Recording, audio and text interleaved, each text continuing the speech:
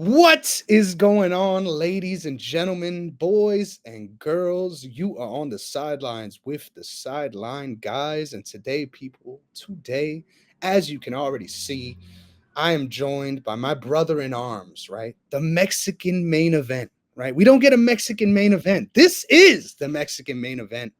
That's right. My guy spreading seeds from fucking Long Island to Maryland. How's it going, Sean? How are you, brother?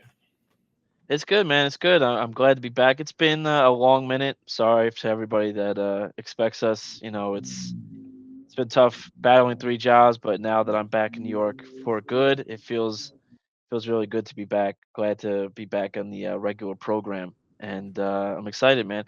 It was beautiful to wake up this morning to for some reason I was suspended and kicked off Twitter for doing nothing. And Wow. I haven't tweeted in 5 months, but I guess that gets me banned. So I'm no longer on Twitter. So don't try to Wow. find me. And I don't know what I did, but yeah. Besides that, man, it's been great. It's been great to be back. Wow, I didn't expect that development, right? I think this is the years of gooning, just getting back to you, right? All the years of the raunchy comments on these Oh yeah. porn videos on X. Now it's all coming back. Shout Uh out huh. to you, man. Never a problem. Always excited to have you back. And of course, it's only right that I eat some shit on the show, right? Because I'm just getting my ass kicked all 2024. So let's give our standings update, ladies and gentlemen. That's As right. of right now, our current head to head standings are as follows. I am picking at the hot 63.59% win rate, which gives That's me a right. record of 232 wins and 132 losses. It seems really impressive. But then when you look at this guy, holy shit, this guy is sitting at a strong 65.4 win percentage with a total of 240 wins. Nice round number. 126 losses, for no contest for the both of us for our head-to-head picks.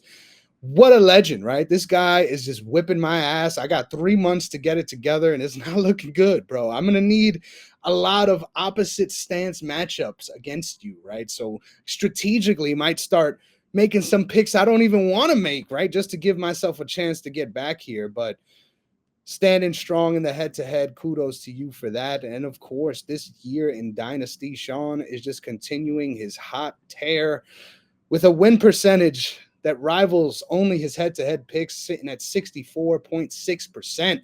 103 dynasty wins, 56 dynasty losses, and two no contests, while I'm sitting at a dynasty win percentage of 59.45 with 96 wins, 65 losses, and three no contests, which brings our overall standings to as follows.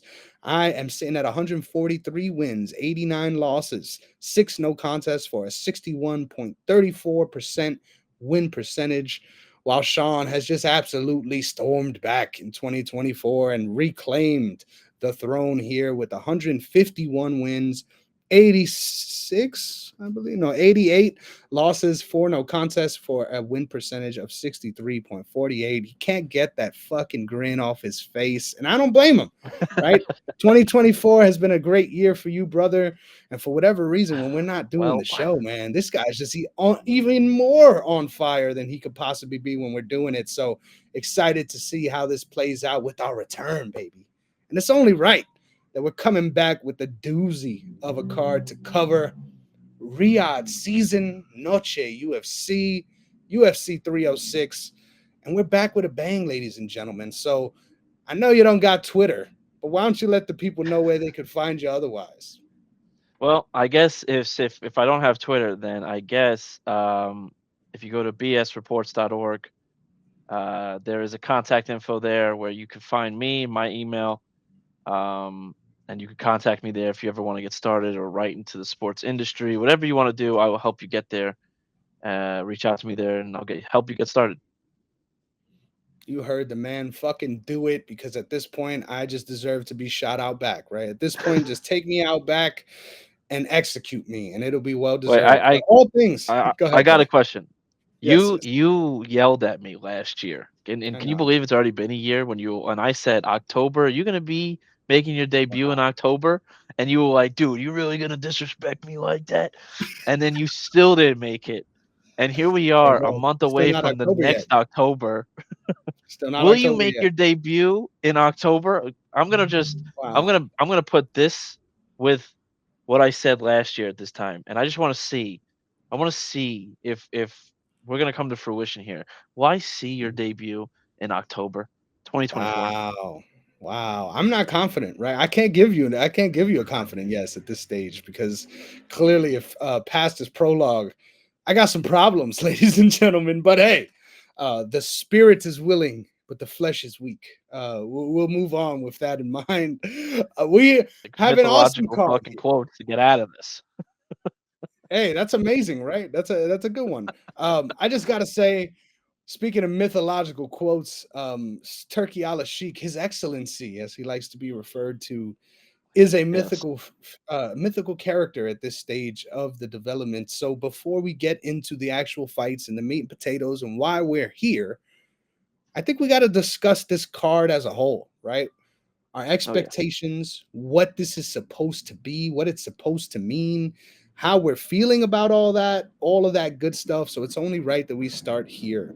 As a Mexican American, right?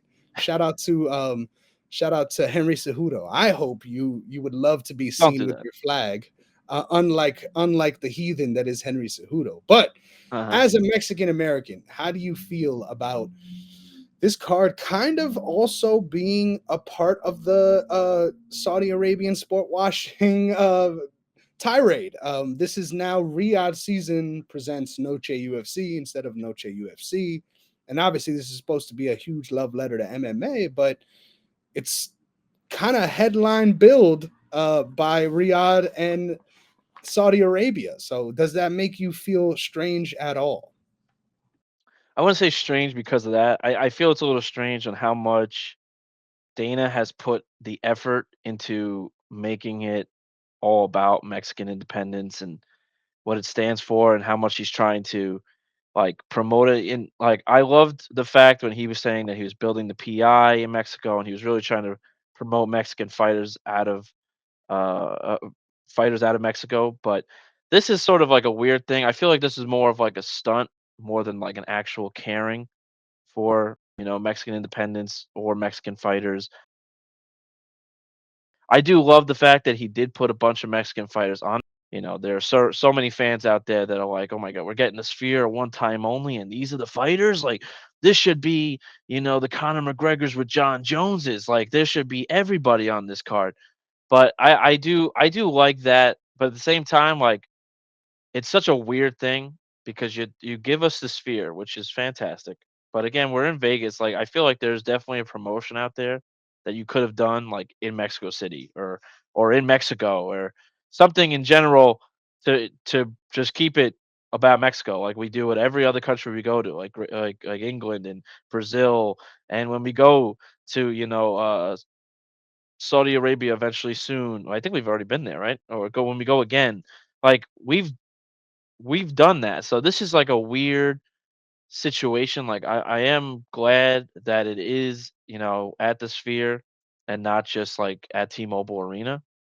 But at the same time, this just feels more of like a stunt and like a promo thing than anything else. Like I do love how much we're putting into Mexican fighters and being a part of this, but I can't tell until when we do our post reaction and seeing how much really was put into Mexican independence, how much time and effort was really put into it. I understand Dana said about the story and the shows that are gonna happen throughout the fights and the little Easter eggs and all this stuff.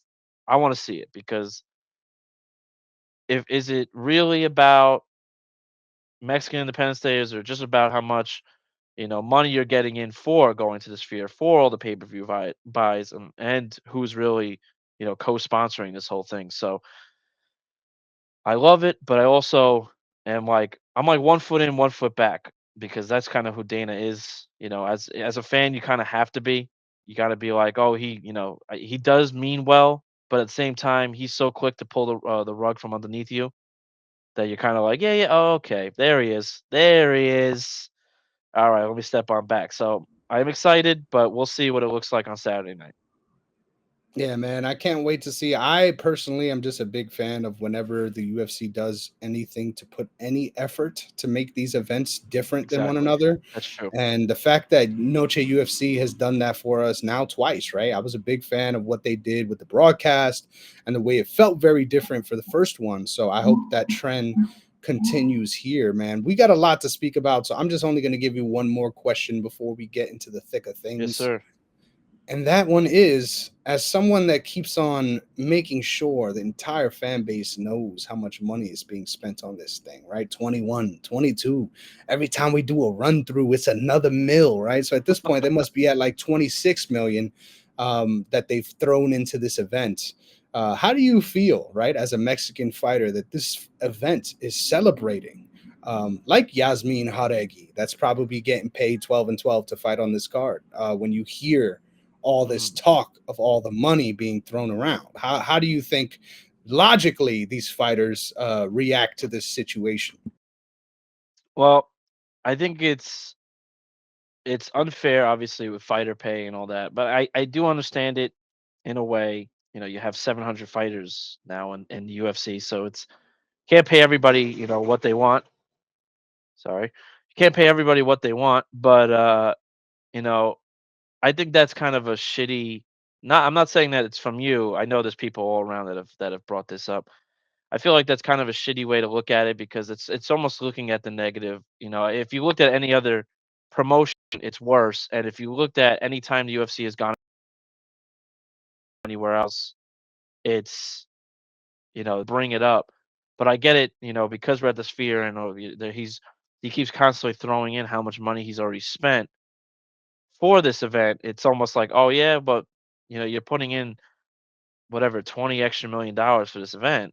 Why don't you put, you could have put 1 million into giving all these Mexican fighters just that much more, split it amongst them and giving it to them.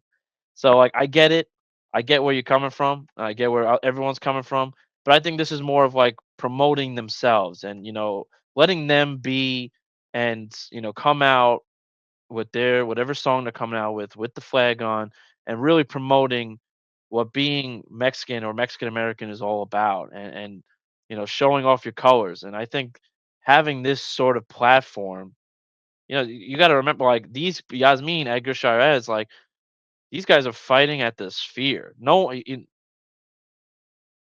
else is going to be able to say that. There's 24 guys or whatever, 20 guys that are going to be able to say that they've done that. And so, you get that platform. You get to say you've done it. Put on a show, promote yourself, and promote what it's like to be a Mexican. So, as much as I understand the hatred from every side, I do love the fact that it is a card filled with Mexicans and Mexican fighters, Mexican Americans, whatever, and we get to show our skill, Saturday night. Fucking include yourself in that, baby. Include yourself because we are going to show our skills like we always That's right. do on this show, ladies and gentlemen. And the way we're going to do that is by breaking down the fights for you as only we can on the sideline, guys. And it's only right. We're starting off in the bantamweight division, the division of kings, with the fighter that is on Sean's dynasty team. We've got Chiwiwis himself, Raul Rosas Jr. minus 800 going up against Aoriqileng plus 575.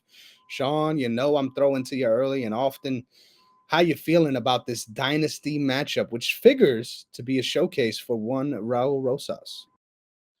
Yeah, I think obviously Rosas is gonna be the favorite, and if this wasn't like try to promote the event as fast as possible sort of thing, I think Rosas would probably be more towards the main card, maybe even the first fight on the main card. But I love that they're starting this off with a bang. I think he is a heavy favorite. Obviously, I've said this so many times in the show where I feel that certain fights are made to promote either the show that they're in or the fighter in itself. And I think this is one of those cases where it's both.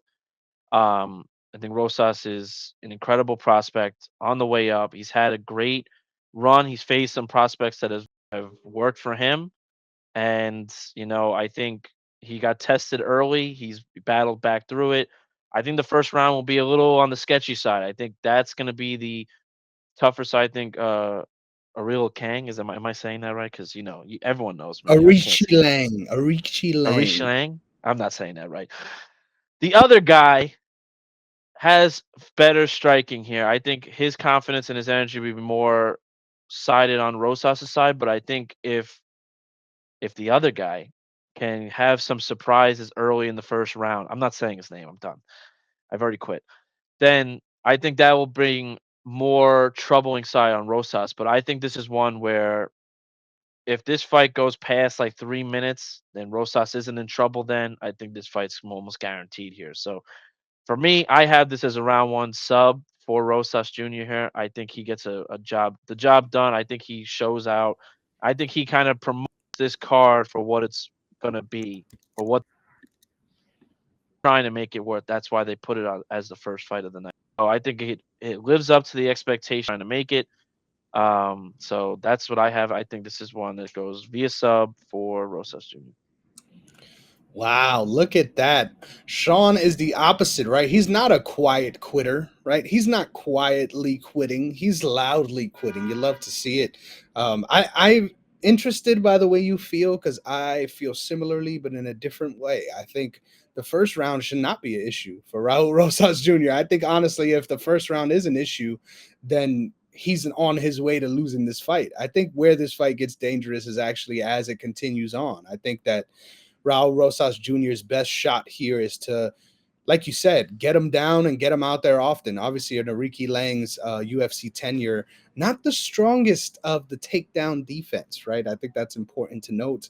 But at the same time, I think grappling wise, Raul Rosas has shown that he is, despite being young and ever growing, on that level, right? That makes you consider him a big threat regardless of matchup. And I think here against Aoriqileng, he's got to get that going in a way that is sustainable, right? I don't think this is going to be a fight that's going to be easy for him to just finish Aoriqileng. I think what I need to see from Raul Rosas Jr. in this fight, right? You're a minus 800 favorite against someone that is established in this division, regardless of them having a big run or anything like that. They are established, much more so than Christian Rodriguez was when you guys fought. So you know the kind of test you have here. I think leg kicks and the development of that outside threat of striking for Raul Rosas Jr. is important to work in this matchup. Not only will it favor him because of the way Aoriqileng fights, but it'll also just help once again to work towards what needs to be worked towards, especially at this stage of his career. I think it's clear he's been working a lot on his boxing, right? And what that means, I get that. It makes sense. But at the same time, this is not boxing.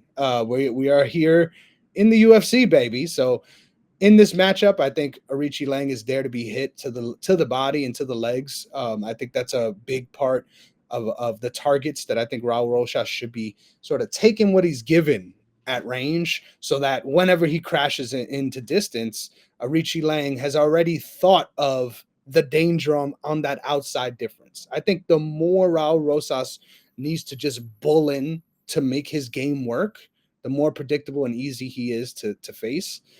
I don't see, and listen, I'm cautioning a lot here. I don't see these odds playing out as true. Like, I think Raul Rosas goes out there and gets a first round submission, I look stupid, right? But I think this is going to be a lot harder fight than people are giving it credit for. And I'm actually going to be pretty impressed if Raul Rosas can not only keep up his attack throughout the rounds, but show some development, whether it be in that outside range, like I talked about, or especially in the ground and pound. Because if you have shown to have the level of control that you do, it's only right that you work towards damage in those positions, because in MMA, you can turn a lot of great grapplers into worse ones by doing that exactly. And your skill set already puts you in a good position to do that, right? So if you could open up on the ground, you can solve that Mackenzie Dern problem. I think Raul Rosas is going to be a damn issue in this division, but time will tell. We're both going Raul Rosas Jr. to pass the test, and I think that's a good pick. Next up, we're going head to head early and often today. Ladies and gentlemen, we've got Edgar Chairez Jr. on Sean's Dynasty team, plus 186, coming up against the short notice replacement, Joshua Van, representing my squad, minus 220 favorite despite coming in on short notice. I'll take the reins on this one. It's only right in the flyweight division. Edgar Chairez coming off that saga with Daniel Lacerda, which I hope that somehow Daniel Lacerda finds his way back to the UFC because that man is just so fun to watch. But I think his level, right, needs to be maligned. And to have this series is kind of funny, but obviously coming out on top with the big submission victory there looks good on the resume when you're fighting someone like Josh Van. Josh Van coming off a big knockout loss to one of my favorite fighters, right? Shout out to the skullet. There's not many men with the skullet on their head, but he is one of them. Charles Johnson representing, got a big third round KO there in a fight that I thought Joshua Van was clearly winning before that. So interesting spot for both of these guys to be in for this fight. I think Edgar Chairez obviously much more sturdy considering he was already preparing for this date in this end of this slot, but not this matchup. I think styles make fights though, man. And I think the more I looked on this, I just feel like Josh Van has such a big advantage on the feet, man. I think his danger here is obviously how willing he is to bull forward and to put himself in interesting positions. I think Edgar Chairez is super dangerous as he's shown in his UFC tender with wrapping up chokes and putting guys in slick spots to be hurt when they just felt like they were having an advantage, right? Even in that Lacerda fight, right? He lands some shots. You think momentum's going one way, and then it's real dangerous all of a sudden. So I think for Joshua Van and his development, I think having a mode that is not urgency in killing you is going to really help him in this fight. I think his range tools, despite being the smaller man, are a lot more effective. I think Edgar Chairez really needs to get his leg kicks going early and often if he hopes to put himself in a good position in this fight. I think once that's going and he could start hobbling Josh Van, you're putting him off his pressure, and now he's a little more flat-footed for your targeted strikes. Don't get me wrong, I love Chairez's striking. I think it's a very appealing, very effective style, but it requires a lot of acceptance on the opponent's part, right? To just be like, all right, we're doing this. Like, and the way you make that happen is by chopping down those legs. Unfortunately, though, I don't trust Edgar Chairez at this stage of his career to consistently put himself in that position here. I'm going Joshua Van. I might be a little biased here, but I just think the range tools specifically are going to really put Chairez in a bad spot. And watching back that Tatsuro Taira fight, obviously impressive considering how Taira's looked since that fight. But I was just surprised at how much Taira gave him issues in the striking. And I think Joshua Van is a much more skilled and technical fighter than Tatsuro in those phases. So give me Josh Van. Yeah, I'm actually agreeing with you here. I have Josh Fan as well. I think this is, like you said, for Shiras to get the leg kicks going, but I also feel that that's exactly what Van is prepared for. And I think the biggest issue is going to be the counter. And I think Van's going to be preparing for the low leg kick counter, even because Shiras can go on both sides of the body and get some nasty body kicks. I think Van's going to be all over. I think Van is more of a um, meaningful striker where he can use all parts of himself, pause, to really deal damage. And I think Shirez is more of starting off with simple leg kicks or body kicks from both sides, try to maneuver on this outside of the cage, keep himself on the outside. And I think Van is going to be more about early on is going to be more about timing, trying to see how I think Shirez can find a way to win that first round.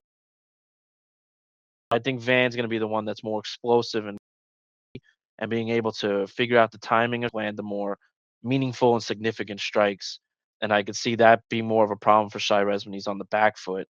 I think experience does matter here. I as much as I like Shirez, I've also been probably a bigger fan of Van here. And I really do think that Joshua Van's got a pretty bright future in this division and in this sport as well. I think, ever since coming in, I think he's just only gotten better. And even in his last fight, I felt that it wasn't even at full potential. I think he fought at high altitude, so you almost felt like he was a little bit strained back or held back on what you really saw from him in the fight before. So I think this is one where you're going to start to see the full potential of Van and really start to see him being offensive from the defensive than him always being so powerful and going for the heavy strikes. So for me, I think this is all about mastering the counter from Chairez here, and I think Van can get it done via unanimous decision. You love it. You love to see us agreeing so early. Next up, we've got one of the unfortunate fights where we've got two of the dynasty fighters going head to head against each other. And of course, given that there's two women fighting here, you know it's not Sean's team being represented. It is my team being represented by both of these women. We've got Yazmin Jauregui minus 475 going up against Ketlen Souza plus 400. I'm gonna be real here, and this might be disparaging, but as I was looking at the tape, I'm like, how the fuck did I end up with Ketlen Souza on the squad? Like, hey, like I see there's potential, there's potential, but do I really believe in the long-term prospects as much as I may have in that moment? Not too sure. And then I look back and I was like, oh yeah, this was actually the best pick I could have made given the circumstances, right? So we got to play the board here, ladies and gentlemen. This is an interesting fight. I think this fight is most likely going to be taking place on the feet, right? You have to feel that way, considering the way both of these ladies like to fight. And I think that Ketlen Souza obviously is live to hurt Yazmin the way that we saw her get finished by Denise Gomes. I just feel like in her last fight against Sam Hughes, facing someone with that grappling threat and still being able to damage them from range is a huge sign against someone like Ketlen Souza, who can really get her game going and start introducing takedowns and that similar level of threat. I like Yazmin Jauregui here, though. I think that she is the huge prospect that she's been coming out of Kambache for a reason. I think a lot of people saw that her skills really pay the bills, and I think she is a lot more effective than people give her credit for, and not only keeping her opponents at range, but damaging them there as well. I think Yazmin Jauregui has a big future in the UFC, and I could see her even getting a knockout here. So I'm very confident in this one. The odds are agreeing with me. But I will say, when it comes to MMA in general, but especially women's MMA, um, you could throw the fucking odds out, right? Like I shout out to my guy Eric Betts Fights. He had a whole project called She's a Dog, right? Where he was blindly betting women's underdogs and women's MMA, and over the time he did it, it was a profitable endeavor, right? Even against if he looked at the fights, taped them, and then decided actually I would want to bet on this person, he still would throw that money on the underdog, and over time it proved to be profitable. So that's crazy to consider. And obviously you're never too safe in a UFC fight, but I think Yazmin Jauregui is put in a position to shine here, and I think she's going to be able to look great in this matchup. So give me Yazmin. Yeah, I think for me, I think this one goes down to really what happens in that first round. Like I'm picking Yasmin as well, but I think also I'm not going to count out Souza just yet. I think I think Yasmin's a much better boxer here. I think she is so quick on the feet. She's just so much more precision striking than Souza, who's more really like overhand right, full on power. I'm going to knock your head off, sort of type of boxing. So to me, I think it's if Souza can't find a way to land on the chin by the 4th or 5th minute of that first round, I think that this one's going to be a long night for her. So as much as I think that Yasmin could go in there and get a finish, for me, I have Yasmin winning by unanimous decision.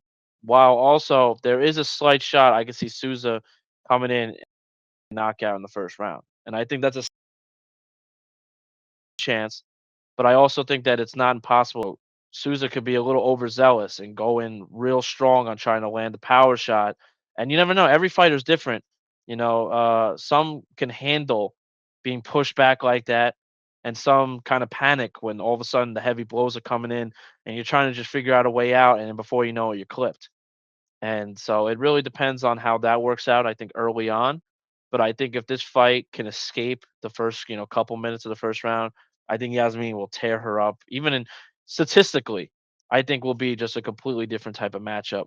And then I see this one going sort of in like a 10-8 type of direction by like the third round, because I could see, Souza kind of tiring out by the third round if it even gets there. So For me, I think this is one where it's a 30-27, even maybe a 30-26 sort of finish for Yazmin. But I would not be surprised if I saw Souza come in with the crazy first round knockout. But I have to pick Yazmin.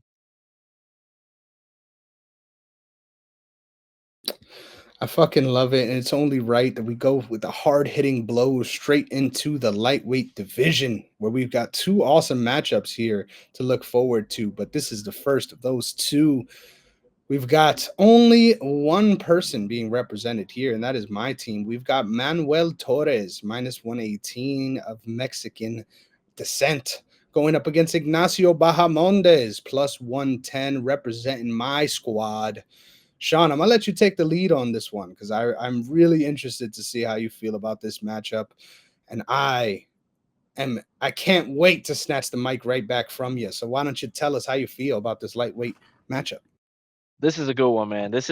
I feel like this one and like the next three fights are kind of all sort of like pick 'em fights. Like it could go any way. So that's why this is like the meat and potatoes for me on this card because I love to see fights that are so close that no matter even if you pick a person or bet a person and you're wrong, you're still like, man, it's still a great fight. Like I'm happy it turned out this way. There's nothing worse than when you like kind of throw in a parlay on on a heavy favorite and then they lose and you're like, are you motherfucker, man? Like I swear to God, what is and I've said this so many times on this show, my luck with betting. And that it's always something like that that happens to me. Never forget my last bet, freaking Adesanya Strickland. But anyway, this fight I'm a big fan of, and to me, I'm picking Bahamondes via knockout in the third round. I think to me, there's so much action that surrounds this fight. Anytime you look at it, I think it's both warriors who can land from the outside very well. I think Bahamondes has really good kicking range. I think I think his range and with the kicking in general, I think is what's going to lead him to a win. I think it's going to lead to Torres being a little bit more uncomfortable, especially later on when when those kicks sort of add up, and then you're starting to play a little panicked, and you're almost like I'm forgetting the word here, but it's almost like you're reacting by the third round to the kick's coming and the kick is coming. It's just going to be a constant repetition of strikes that you're just not going to be able to tolerate by the 13th, 14th minute. And for me, that's where I see the fight being close the first, round and a half, but I start to see Bahamondes sort of take over when it comes to the end of the second round. And then for me, I had it more of I think it's really difficult to prepare for Bahamondes, and I think with that being heading into late in the third round, that's where you're going to really start to see the difference in these two. And for me, I think because they're both such unique fighters, one's going to have the advantage.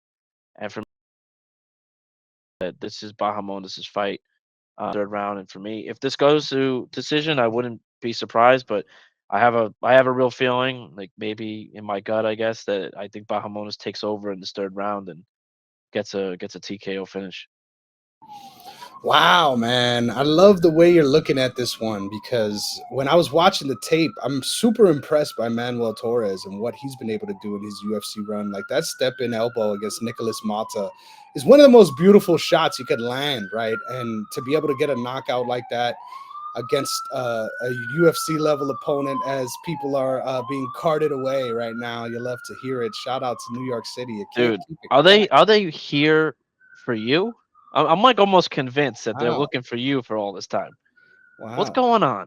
Yeah, I hope not. You might actually be on to something though, but well, only time will tell. Maybe I'll get swatted on live on the show. You'd love to see Yeah, that. yeah, yeah. But yeah, maybe this one will get out a little later than intended. But as far as the matchup goes, I think Manuel Torres is an absolute powerhouse. But obviously, you have to question the longevity, right? When you see someone that's shot out of a cannon like that, we just don't know, right? It might turn out that he is a cardio machine, right? But we just don't know. And I think there is something we do know about Ignacio Bahamondes, and that is he is susceptible to being hurt. So that makes for a very interesting matchup, all things considered. I love having Ignacio Bahamondes on my dynasty team. I think he is very live to win here because of exactly what you said. I think he has the experience and he is a lot more of a well-rounded threat when it comes to the striking, right? He's willing to take what's given to him and build towards a finish versus Manuel Torres definitely feels like someone who is really hitting that game breaker button and waiting to fuck your whole shit up, which don't get me wrong, makes for an entertaining fight for sure. But I love watching strikers that really build towards something and could really set you up for a finishing moment that could be a fucking spinning wheel kick, right? That we've seen a lot of really cool stuff out of Ignacio Bahamondes's arsenal. I think what really just put me over the edge, though, for this pick is just understanding that this man has been training with the champ Bilal Muhammad for a very long time, and to hear Bilal Muhammad's dedication to him as a fighter. Just convinced me that this guy must be um, really dedicated to the game, right? To have the respect of somebody like Bilal, who is fucking no nonsense and has gotten the job done by maximizing every cent of his potential. I think having somebody like that in your ear and in your corner is just huge, man. You can't understate what that means. And I just think Ignacio at an underdog price here is fucking criminal. So hey, great minds think alike. God damn it.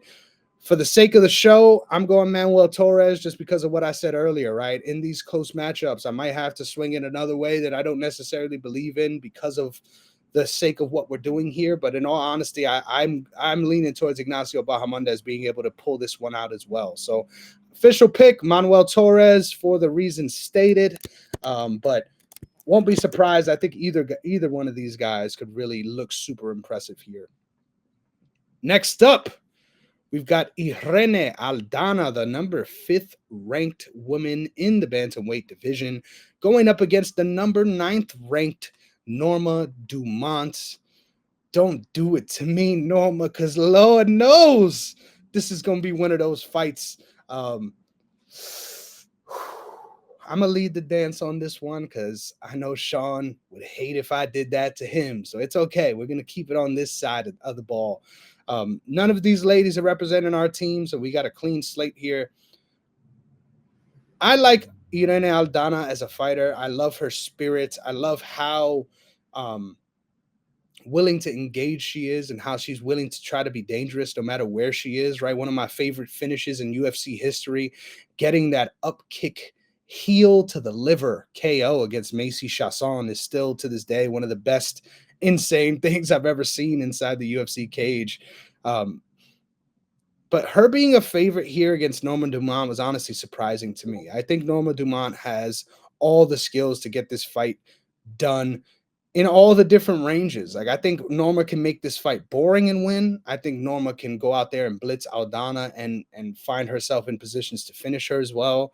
I'm a fan of Aldana. I just feel like at this stage of her career, it sucks, right? Because I don't think she's necessarily super old, but I feel like we've seen the best of her in the UFC at this point. I'm not sure that we're going to get another title run, and I think Norma Dumont is on that trajectory. I think she's shown real improvement in the grappling specifically and in her clinch game. I think she has just, let's be fucking honest, just a huge ass. And there's so much power, right, that you can build and you can really force and drive into your opponent with that kind of girth and tonnage. So shout out to Norma Dumont. This is not a thirst pick at all. This is just me considering the games of both of these ladies.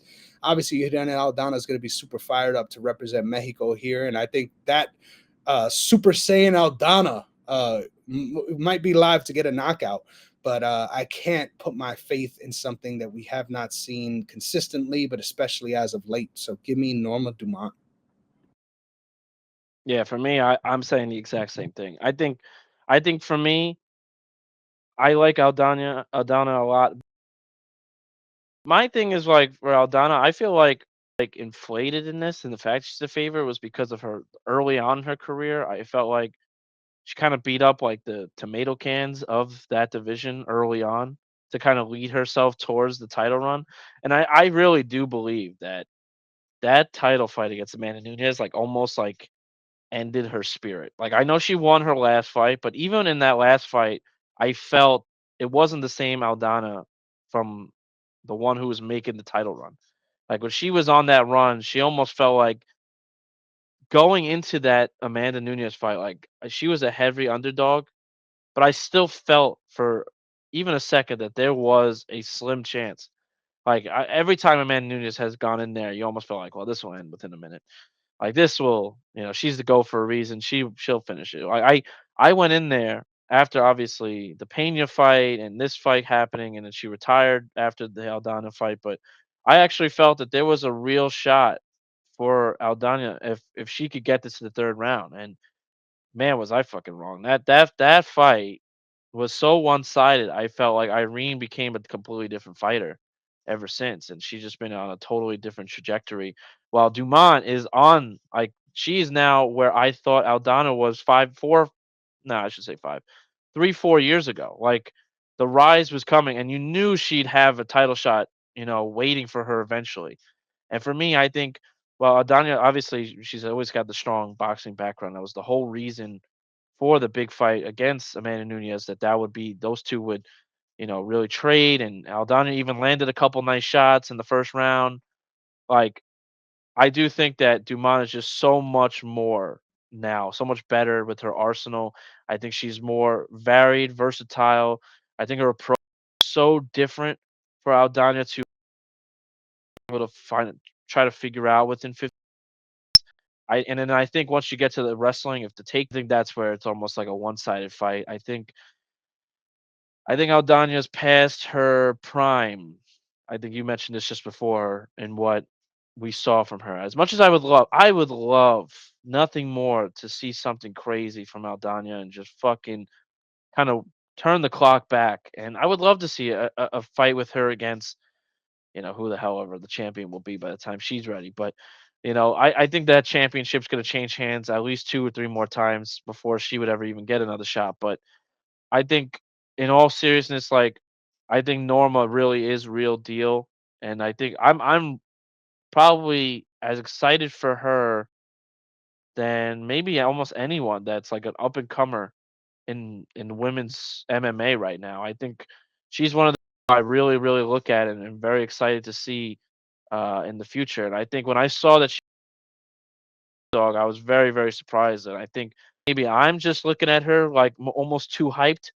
But I also feel like looking back on Aldana's career, I almost felt like her win streak was so built on people that you look at and go, "Holy crap! I forgot that person was in the UFC. Why was that person in the UFC?" So I think that's what it kind of builds off of. But to me, I think this is one where it's very one-sided. And if I were to bet, this would definitely be on my parlay of picks. That's probably like a lock for me. So give me Dumont. Wow, great minds thinking alike here. I don't know if I like that for my bottom line this week, but fuck it. I like it for the analyst in me because we're seeing a lot of the same things here. This one is a doozy, so I can't wait to hear. Honestly, my pick for this fight is out there already. Honestly, if you've done your homework, if you care about me, right, and my podcasting career, you might know my next 5 picks. But it's okay if you don't, ladies and gentlemen. Can't wait to hear your thoughts on this bantamweight, right? This is bantamweight, or is this flyweight? Flyweight. Wow. It's Just flyweight, fucking buddy. throw me out, bro. Just throw me out.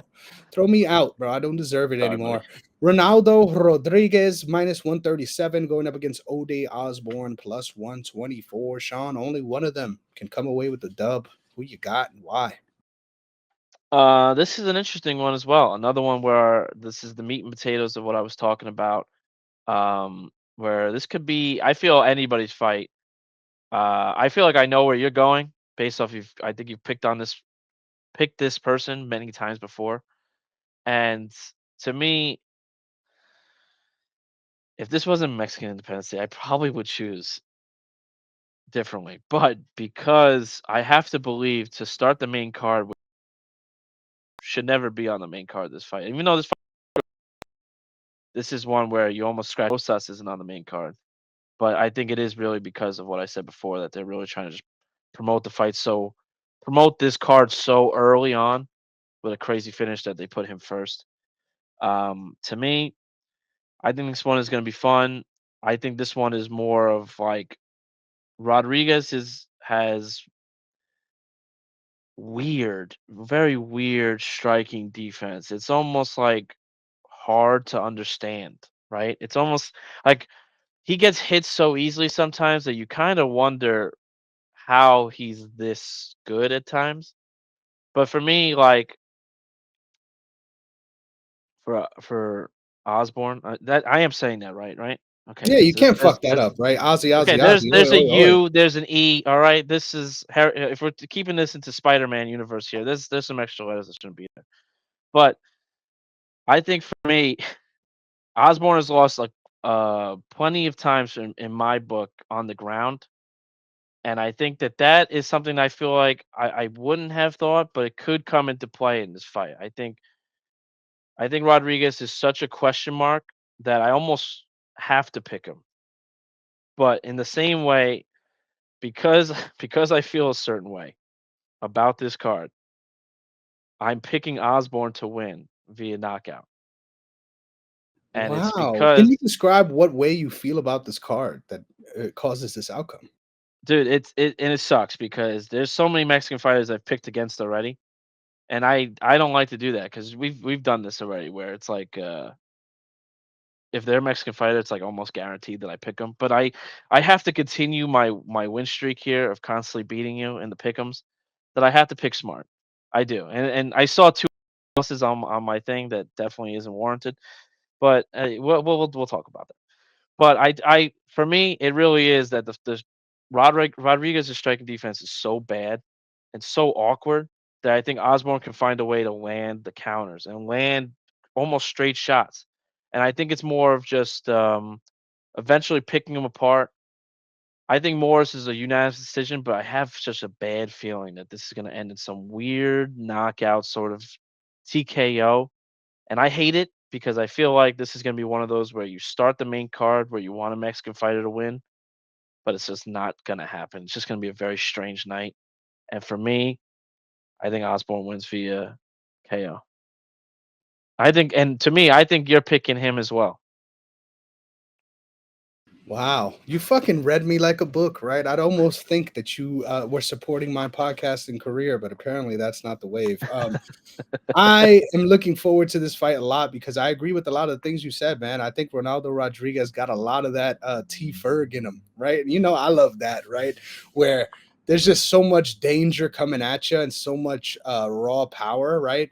That it's okay, right? We get away with some things that not a lot of people can get away with because I'm just better than you, right? Like that, it's that fucking simple, right? We could move in space like this, even though I'm just giving you more openings than I'm taking away, because whatever I got coming back at you is gonna sting a lot more. And I think in this matchup, I don't think actually, funny enough, all the issues that Ode Osborne has had on the ground is going to be the big difference here. I think Ode Osborne's big upside in this fight is actually controlling Ronaldo Rodriguez on the ground. I think working with Extreme Couture and all the development I expect from them, I just feel very confident in Ode Osborne's athletic platform here, right? And putting himself in a good position against someone who is wild, but also is a little listless, right? Is willing to sort of engage in whatever fight you are trying to engage in.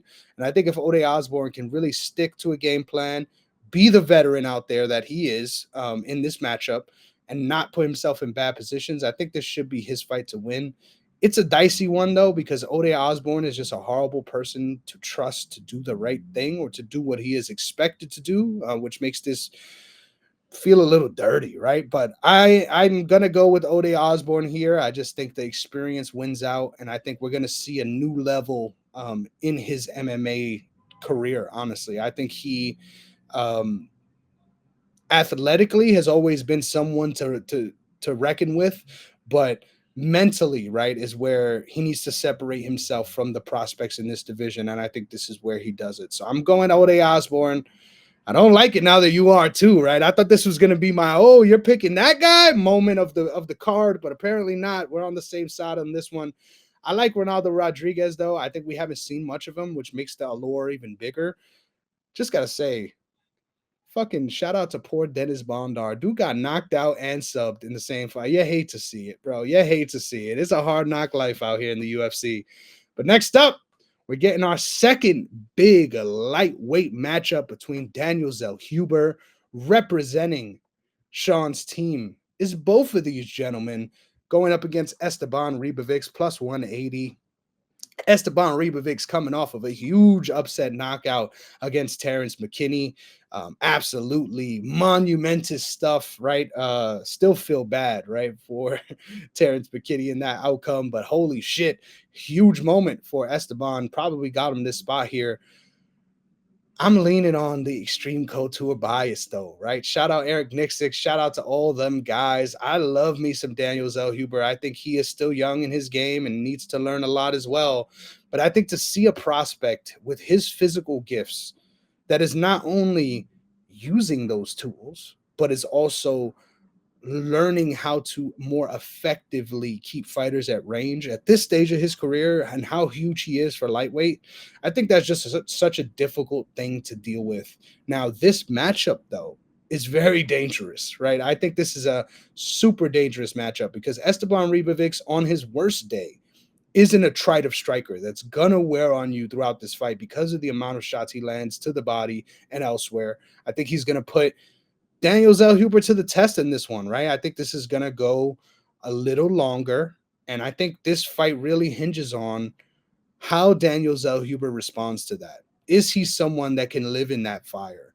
Is he someone that can sustain his own offense, right? Is he a car that starts to fall apart once it hits 200 miles per hour and all the bolts start jumping out? I tend to think that Daniel Zellhuber has more go than he's even shown in the octagon yet. Like, I think he can really put it on guys when he has them hurt, and he's shown he's willing to do that. I think here in this fight, though, showing a little bit more consistent process, showing that he's developing on those outside range tools specifically, I think could really take him a long way in a matchup where you know this guy is not going anywhere.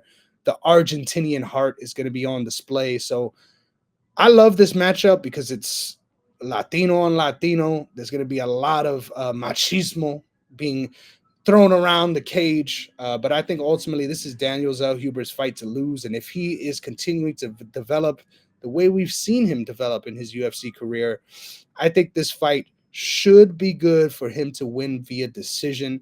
But I said it on the Real Deal podcast. Shout out my guy, Damian Adams. I think Esteban Ribovics is someone you might want to look at as a live round 3 flyer, right? Someone that might have been losing the first 2 rounds. But it's starting to look like Daniel Zellhuber might be a step shorter in this 3rd round. Might be nice to throw a little coin on Ribovics with those live odds probably being skewed into Zellhuber's favor. But this is a crazy fight. I think both of these guys could hurt each other and finish each other, which makes for an awesome matchup. But I'm going with Zellhuber, your Dynasty guy. I mean, either way, it would have been. So how you feeling about the boys going up against each other? This is fun for me because it does suck because I love having Zellhuber just as much as I do Ribovics, but I wish they weren't fighting each other because I almost each time these guys fight, I feel like they're always the favorite, and it always makes me feel better knowing it's like almost like a not a guaranteed, but it's a great shot for a dynasty win. So the fact that I have to go 500 on this sucks. For me, this is like the tale of two different types of strikers to start. I think Zellhuber is more of a tactical, not laid back, but more conservative fighter in the beginning. He's trying to find the rhythm. He's trying to find different techniques and mechanics that the other fighter brings. And I think he starts off very slow in the beginning, and I do think that that is a concern for Zellhuber because I think Ribovics comes out and he could be very strong and be very disruptive and can be an issue for someone who comes in with a calm pattern like that. And I do think, for me, I think that could be a case where Ribovics could win the first round. I think and we've seen Zellhuber get pieced up a little bit. We've seen him fight with some adversity there. So like, he came in as this like one of the scene, but he's been touched up. And I think that kind of continues in that first round where Ribovics will touch him up. I think he will get hit, pretty substantially in that first round. I think Zellhuber will bounce back in round 2 because of, he'll figure him out. He's got the 8-inch reach. The way he can land the jab and land with the counters is very strong for him. But like you mentioned the third round sort of sleepy pick, like Ribovics here. Like if that ends up happening, I probably will bet on Ribovics, which I'll lose, but I'll probably bet on Ribovics to take the third round as well. So I'm really hoping to see Zellhuber come out really strong in the first round. I know he's very, laid back, like I'm saying, but I would like to see him be more problematic than in past fights. I want to see him sort of already know what he needs to do from his camp. Okay, listen, he's gonna come out strong. He's gonna come straight forward at you. Okay, I got the 8-inch reach. Let me try to fucking, do this, and that. That's what I want to see because if he lets, Ribovics come in strong and early, I think this is pause. I think this could be dangerous for Zellhuber from the start, and then it could end in a knockout just from that. But for me, I think I have Zellhuber taking it by decision, but I would not be surprised at all if Ribovics pieces him up so early in the first round. You start seeing Zellhuber fight, on the comeback, trying to make his way back in the second round, where Ribovics is still applying the pressure, and this is almost like an overwhelming fight for Zellhuber, and Ribovics takes it. So either way, it doesn't matter to me. I don't lose in this scenario. Um, I don't win either. So for me, I think Zellhuber will have a different game plan for the first time at first round, early in the first round, and I think he will eventually take the round and take this fight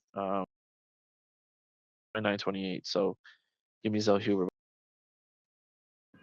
Wow. Once again, we're so aligned. I think the funny Sorry. thing about Zellhuber is he fights like he's not sure that he's better than you.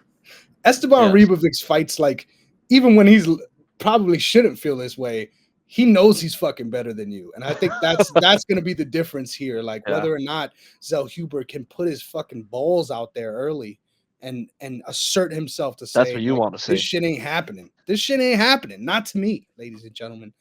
But what a fucking guy this man is. Next up, we've got once Finally, again. Wait, no, this is incorrect. These odds are incorrect. I'm so sorry. I'm what an amateur, right? What an amateur. Gotta flip these because clearly this is not the case. I was Plus about to say, wait, 6, um, I would have to think Diego is the plus favorite. 166. Get that out there. Sorry, guys. Amateur hour over here. You hate to see it. We've That's all got right. Brian Ortega plus 166 representing Sean's Dynasty team going up against the 12th ranked Diego Lopez minus 185 representing my Dynasty team. Hey, it's all downhill from here. And in the next 3 fights, me and Sean are going head to head in Dynasty, which is so fucking exciting. So it's only right that we get our guy, Sean, to lead the dance and let us know how Ooh, he look at feels that. about this matchup first. Sean, this is a fucking banger. I told my guy on his It's show tough. that fight does not go the distance is what I'm playing here. I'm not playing a side. I can't do it. Yeah, But we got to pick a side on this show, god damn it. So how you feeling, Sean? I have Ortega on Dynasty, right? And you have Lopez. It's tough. This is a tough one because honestly, when this fight was supposed to happen the first time, I think I picked Ortega to win. Um, and to me, this is still so close because I got to give all the fucking props in the world to Diego Lopez. The fact that this dude had such a crazy, not a crazy like 48 hours from Ortega dropping out to then this one being a featherweight, then it was a catchweight, then it was a lightweight, then it was like a catchweight, basically at like welterweight almost. And like what a crazy like scenario for Diego Lopez to come in, fight Dan Ige on 3 hours notice. Not like there's so many that has never happened before, and there's a reason because it's like Dan Ige coming in to do that. It takes balls in itself, but also for Diego Lopez to take in a fighter, no camp, hasn't seen him, probably sat in the back for 2 hours just trying to learn, like, "Oh, what does he throw? I've never even seen this guy." Like, I know him, but I have no idea what what he does. So that fight, like, people kind of checked out a little bit on Diego Lopez. I saw after that fight, like, man, I thought Diego was gonna, take him so easily. And it's like he's never even seen this guy. So it's like, you have to. The reason fighters are so good against a certain fighter is because one, they can be better than them, but two, they've studied them to no end. They know exactly what they're trying to throw, where they're, which angle they're coming from. When they get to that side of the octagon, they're gonna come in with the low left kick, right up, uppercut, fucking whatever. Like there's some crazy shit that goes on. So when you have zero clue, you're coming in blind. It is something crazy. But the thing is too, like with this fight, if this fight was happening when it was supposed to happen, I would pick Ortega. But Ortega just doesn't match for me. Like I picked him then, and I Dynasty then because I thought he would win and probably get himself to another title shot, which could go any way. He's so good at the submission game. He's one of the best I've ever seen when it comes to, getting the submissions and really finding a way, no matter where he is in position, finding a way to be the dominant one in the fight. And even that Volkanovski fight, like when he had him in that choke, still don't know to this day how Volkanovski didn't die from that. Which But one? There was two of them. there was a second one where he had him in both chokes. Yeah, yeah, yeah, yeah, yeah, yeah, yeah, yeah, yeah. But it was really the first one, but then to get put back in the second one and still survive. It was almost like it just wasn't, or it wasn't time for Ortega to have the belt yet. And God was just with Volkanovski in that run, no matter what. Like God was doing everything he could to just open up Ortega's hand just a tiny bit for me, I have to pick Diego Lopez because he's on this trajectory right now, and because he takes the fight, he's had a clean camp, he's had a clean weight cut. For Ortega, it's almost like he's battled the injury, he's battled weight cut, he's battled sickness, like where it's almost like his body doesn't want to continue, but he wants to continue, and I hate seeing that because I've seen Ortega pull out of fights I think 3 times in the last 3 years, 4 years, with the break included. And that's why if this fight was happening, like I said the first time it was supposed to, I'd pick Ortega because coming off the layoff, he is a better fighter than Diego Lopez at that moment. But because Diego Lopez has consistently shined, and the fact that he wanted to give Ortega props, even want to fight Ige again, I have to think that Diego Lopez is coming in fully ready now with 2 full camps for Brian Ortega. And I think that that's going to be enough to get it done. While I think Ortega is the better fighter from what we've seen of Ortega and Diego Lopez in the octagon, I think this is Lopez's time. And I would not be surprised if Ortega finds a way to win this fight, but I really don't think this one's going to a decision. I think someone will get caught eventually. I think this one's going to be honestly the fight of the night for me. And I think this one's going to be so crazy that when we see the submission, you're almost gonna be like, "Holy shit, he tapped."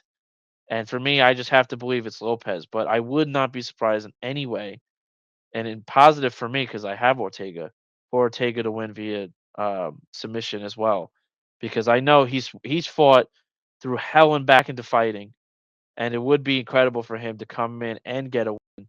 But I just can't believe with Diego Lopez being so fluent, fighting all the time, coming from nothing, and just consistently being on this such crazy, like it's not even like this, it's like this. Like it's just the trajectory is so crazy on the people he's beaten and the way he's beaten them that Ortega just has constantly been kind of going like this because he hasn't fought. So I think ring rust will play in effect. We literally saw Ortega in his last fight. Dude was warming up and he twisted his ankle on jumping up while his name's getting introduced. Like it's almost like his body just doesn't want him to go, but he wants to go. So for me, I have to believe this is Lopez's time, even though I think Ortega's the better fighter. So give me Lopez. Wow, man, there's so many X factors in this fight. That is one of them. I think the fact that this fight is taking place at featherweight is a huge X factor. We heard Brian Ortega talk very loudly about how he doesn't want to fight in this weight class ever again, quite literally ever again. So the fact that we're even getting this fight, I think, is interesting, right, to say the least. They must have just guaranteed him a title shot, right? That's the only thing that makes sense. Because if not, it's just like, why are you sticking around? you already touched on a lot of the points I want to make, so shout out to you for that. I just think Diego Sorry. Lopez is such a clear has such a clear advantage in the striking, right? I think he is a lot more explosive. Now, when it comes to the physical dimensions, I think Brian Ortega, obviously the much more bigger, imposing fighter in this matchup.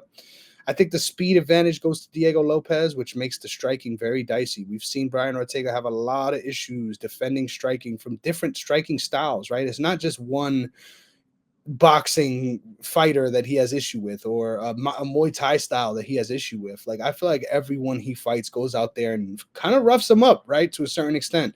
Don't get me wrong. He's in these moments. He's in the fire with them. He's not just taking shots, but at the same time, uh, in most striking exchanges, you kind of feel like it is favoring his opponent, right? Regardless of who that opponent is. Um, Despite him landing his own good shots along the way as well. I don't know, man.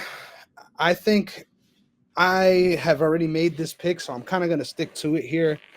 I'm going with the upset, man. I think Brian Ortega is the clear advantage when it comes to the grappling. And I think in those phases, Diego Lopez is just so willing to engage that he might just get himself in trouble with being willing to play jujitsu with Brian Ortega. I think if we can see the offensive grappling that we saw against Yair Rodriguez, where he's actually going for takedowns and getting top control and then working from there, I think if we see that Brian Ortega, this fight might be a lot easier than people imagine. I think if he can get on top and work his submissions there and put himself in a position to get grappling going against Diego Lopez, becomes a lot more dangerous fight. But I think the more this one stays at range, the more it favors the smaller fighter in Diego Lopez. So it's an interesting little style clash here. But I'm going with Brian Ortega. I think he's going to end up getting a submission here or a win by ground and pound. I think both of these guys are so fun to watch, and I just can't wait to see it. Like, I don't mind. I love that I have Diego Lopez instead of Brian Ortega here, despite me picking him. Like, I think his trajectory is much, like you said, very different, but also the ceiling is much higher. But I think Brian Ortega is a special fighter, man. The things that this guy has proven that he can overcome, whether in his personal life or in the fucking fire right in front of us, like you mentioned, with rolling his ankle, and then also just dealing with constantly, let's face it, getting his ass beat in a lot of the fights that he ends up winning. The dude was out there getting fucking outstruck by Clay Guida before he was able to knock him out in the third round.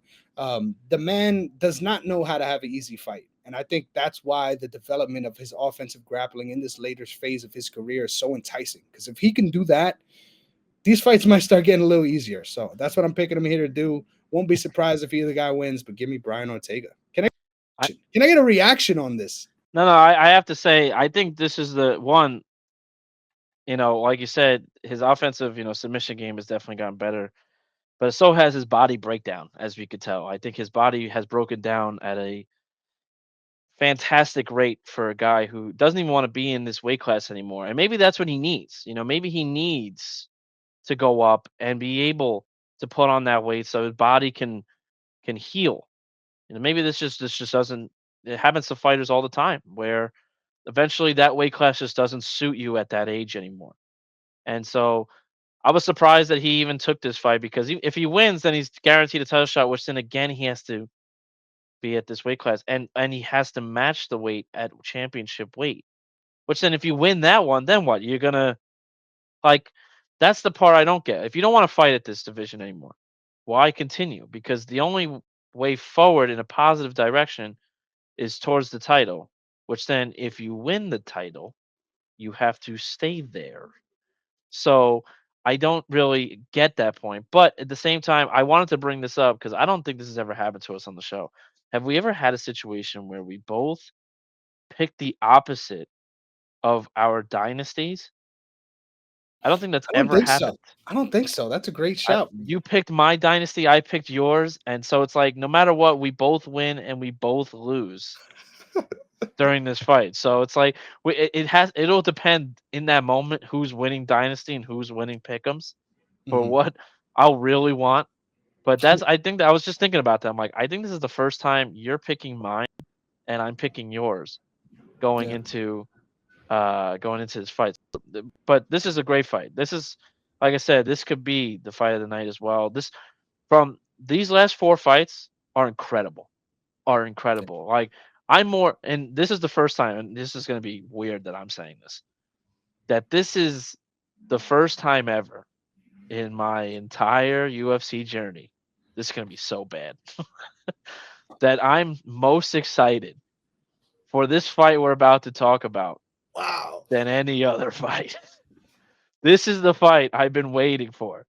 So I guess I could just take it from here and go because that's a perfect segue into that because I'm gonna get canceled. This is why I got banned off fucking Twitter. This is it. They saw my fucking podcast and they were like, "Hey, yo, this guy's got to go." What are you banned for? Nah, this has nothing to do with Twitter. You just can't be here. It's just not. Misogyny. Yeah, misogyny. That's got to be it. This fight, dude, this is awesome. This is such an amazing fight. I'm so excited for this trilogy. And the weird thing is that before I get into my analysis, I just want to ask if Shevchenko wins, do they make the fourth one, or is this it? They have to. They have to, man. Because then it's Right, 1-1-1. They have to. right. They would have to do the Brandon Moreno, Davis, and Figueroa sort of situation where there is a fourth. So it's like, as much as I think this could be the end, absolutely I could see a scenario where Shevchenko takes the belt back. So this is, oh my god, this is so rough because I think this is another one where you have Grasso, I have Shevchenko. This is tough. For me, this fight's going to be so amazing. Um, I did firmly believe that Grasso won the first time. I did think Shevchenko won. That's just what I thought, but you know, obviously it didn't go that way. It was very weird judging, and now we're here. This trilogy almost felt like it was made to be a trilogy. This one is so intriguing. I have to be a believer in the growth and the improvement of Grasso over these last two fights and the exponential growth in comparison to when she came in that no one even gave her a chance. Granted, no one really knew who Grasso was. So, relax. I know Run you did. that I shit know out. you did. I know you Shout out did. to All right. Invicta. She was a Yes. champion out there. I'm saying the people who bet, who put up the odds, not a lot of people know. So going into this fight, everyone just thought, all right, easy. This can be Shevchenko kind of cakewalk. But it was just that type of year at that point. Pena take down Nunez. You saw a lot of that's out of nowhere. So, you know, this was a crazy time. I think Grasso improved so much, and she proved that it wasn't a fluke. That she in the second fight, it was so close that people thought Grasso won. People thought Shevchenko won, and that's what I thought. The reason for this fight is that this is the first time I don't even have to explain what I feel is the difference going into this one. We've seen them fight for 50 minutes or not 50, whatever, 40 minutes. So you've seen both of them at their very best. You've seen Shevchenko have one of the best female runs of all time. You know, she's probably considered number 2 greatest, number 3 greatest if you're putting Ronda in front of her. You know, like she's got to be one of the greatest female fighters of all time. So you've seen Shevchenko at the very best. You've seen everything she's capable of doing. Grasso is like this is her time. She's the last Mexican champion there is. I have to believe that this fight and this, this whole Noche, whatever the fuck, this whole thing is based around this fight. As much as it's Sean O'Malley, I get it for the main event. But this fight, I feel like, is made for her, and I think she's fully ready to take the realm. She's fully take the helm to take this belt and just end this trilogy and just become the champion that people expect her to be now. Knowing that the Shevchenko wasn't a fluke, that she stuck with her the second fight, even where people didn't think she won. I think this one she's fully ready to come in. Shevchenko coming in off the injury. They both were injured, but Shevchenko had a longer time coming back from the injury. I think this one is going to be by far one of the best fights we've ever seen in women's MMA. I hope it is. Wow. If it turns out to be Rose Namajunas versus the other girl, How she dare you. retired. I don't even want to mention She her didn't name. retire yet. She got one fight left. Shout out to Who cares? Paulo She's Costa, retired to me. Cookie Monster. She's retired to me. It doesn't matter. She retired the day she won that belt. But it doesn't matter. if it turns out to be like that, I'm gonna be very upset. But I think this is gonna be one of the best women fights of all time. This is like Joanna versus Zhang sort of fight to me. I expect to happen. It's gonna be all time, one of the best fights of all time, one of the best female fights of all time. This is gonna be crazy, Mhm. and I have to think Grasso takes it. So give me Uh, Grasso. I love it. Picking my dynasty fighter once again. Yeah, man, this is so fun to imagine. I think what makes it so scary is, like you said, like Valentina is such a great fighter, and her resume just deserves all the respect. I think the only person that has a chance, because Ronda's not even my fifth on that list. The only two people that have a chance to be higher than Valentina would be Joanna and Jacek, which obviously you got the head to head that makes it pretty clear. But then also the only other woman that I think could really overseat Valentina would be if Rose Namajunas would be able to claim the belt in this weight class. That'll be a big jump for her case as well. But I think clear and away, Valentina is the second best women's fighter we've ever seen. What she's been able to accomplish across two weight classes is fucking phenomenal. I think if she went back up to 35 right now, she would be the champion. Like, I don't feel at all convicted in any other take that I'm going to say today more than that one. Like, I feel like if she moves up today, she will be the champ. She is that good and that sturdy. I think she did do a lot of work though to maintain this weight class, and I think that she's probably going to end out her career here, rightfully so. But this fight is awesome, like you said, for so many different reasons. I'm going to try to stay a little brief here, but I think the way these fights played out make this so interesting, right? Because the first fight was very much so in Valentina's favor until it wasn't, right? I think that's very easy to say. Now, the second fight I thought was a lot more back and forth, and the power of Alexa Grasso really showed itself in that second fight. Now, the complete MMA game is what made Valentina Shevchenko the more successful fighter across rounds. I think I definitely agree with that. I still scored it in favor of Alexa Grasso because of those damaging rounds, but I could see it going either way. And I respect your take on saying she won that fight. I think this fight is so fun because there's no way that we can succinctly describe the different avenues it can go. Like, I think Alexa Grasso and her improved power should be the X factor in this one. I'm going to be honest here and say that I'm picking Alexa Grasso by knockout here. I think this is going to be her crowning moment as the headlining Mexican fighter. And I think it's going to take a lot to put herself in that position. Now, what makes Valentina so exciting to watch, nobody's ever said that in the world, that what makes Valentina such a good fighter to watch is how she builds and her process in these fights. And I think we saw something with her top control in that second fight. And I think that's a lot of danger for Alexa Grasso. I love Alexa Grasso's defensive game when it comes to the submissions and takedown defense, but I think she is vulnerable to be put on her back and get stuck there a little bit. She needs to stay out of that phase in this fight if she's going to try to win. I think Alexa Grasso, her improvement is very, very insane. Like, I agree. I think if you brought me in a time machine and said, hey, she's going to end up being a champ and a face of this organization, I'll be like, really? And it's not because she doesn't have that potential or talent. It's more so because she has become known as that woman, right? That gets right there, but then can't get over the hump. And the fact that she was able to do that in spectacular fashion, right? Can never forget her letting go of that choke and all of this below for Valentina just being ghost white from being absolutely suffocated by that rear naked choke. Just a phenomenal progression in someone's career, right? To see them do the things that their potential says they could, right?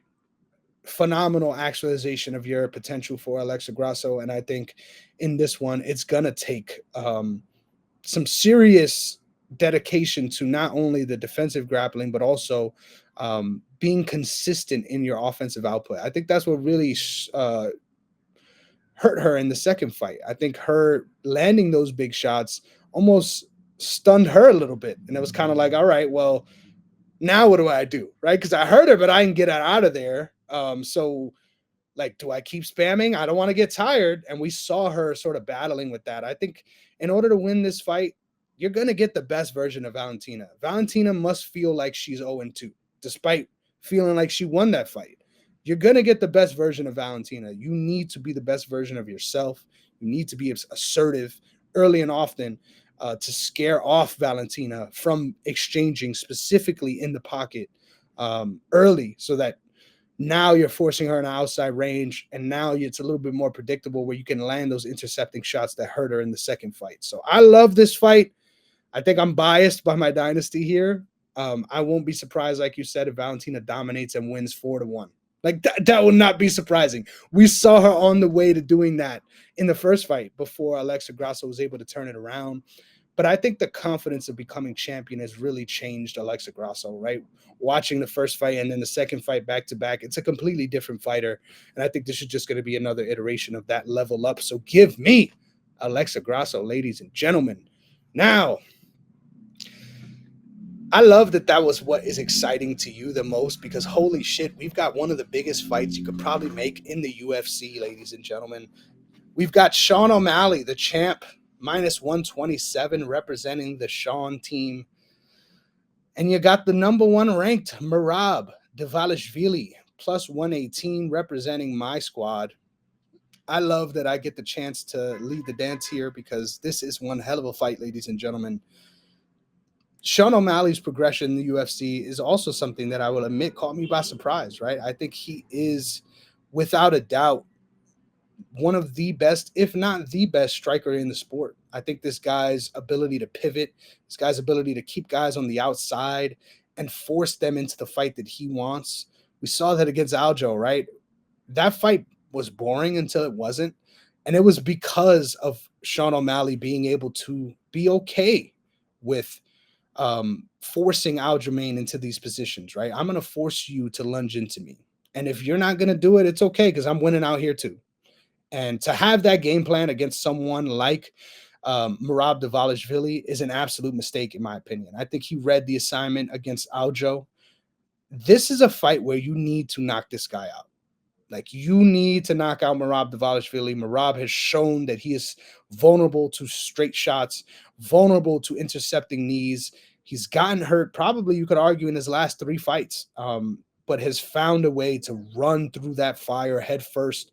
I think it's up to Sean O'Malley to land some devastating strikes early and often and never let Merav get comfortable. I think the more Merav is finding seconds in this fight that he's winning, the more it strengthens his intestinal fortitude, right? This guy has a never-ending gas tank.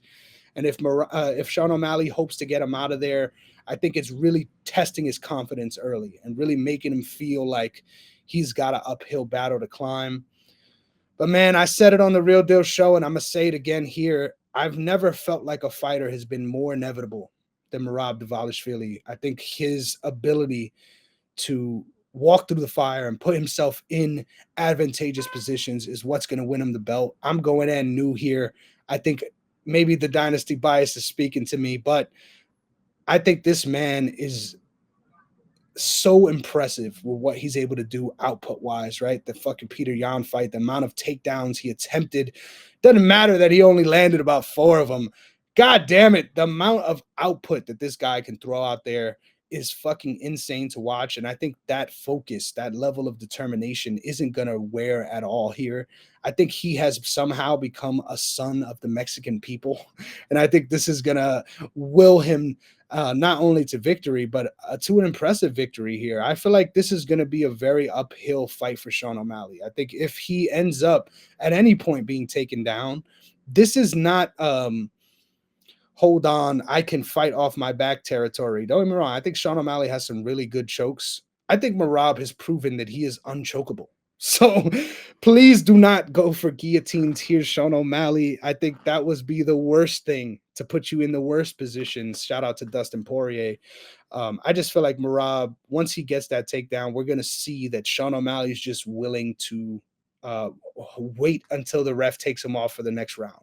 And I think that kind of a game plan against someone like Merav is just the worst position to be in, because he's just going to smother you every second of those exchanges and make you feel like, God damn it, I don't want to be here anymore. So I'm going Merav Dvalishvili to be the first Georgian champ in the UFC. But it's dicey, ladies and gentlemen. I hope that came across in my analysis where you see how dangerous this fight is, because although I'm very confident in Merav here, I think this fight is two of the best guys the sport can offer, and it makes for one hell of an exciting matchup because of it. But give me Merav. Yeah, this is another really, really, really good fight. I think, to be honest with you, going into probably a week ago, I thought Marab easy. I think Marab will get the takedown. Sean has no idea, and Marab just takes over and just smothers him. Because looking at Marab and his history, even in the fight when he first came into the UFC, he had. I'm gonna read off the takedowns per fight, right? 11, 6, 5, 5, 12, 13, 2, 5, 4. The Jose Aldo one, he won 0, which was a surprise. Peter Yan, Best 11. takedown in the sport. Best takedown defense in the sport. Don't act me. Peter Yan, 11. I'm not adding it. And even Henry Cejudo, which everyone, Triple C, oh my God, can't take me down, got taken down 5 times. So if you're taking down Peter Yan 11 times, you're taking down Henry Cejudo 5 times, I have to think Sean O'Malley's got to be within that range, if not more. Or I think Sean is such a sniper that it could end like that. One straight jab on the fucking on one of the one of the wrestling attempts, I think could put Marab down. But Marab just seems like a robot. Like he doesn't. We've seen him stumble. We've seen him get hurt, and he just keeps going forward. Like it doesn't matter.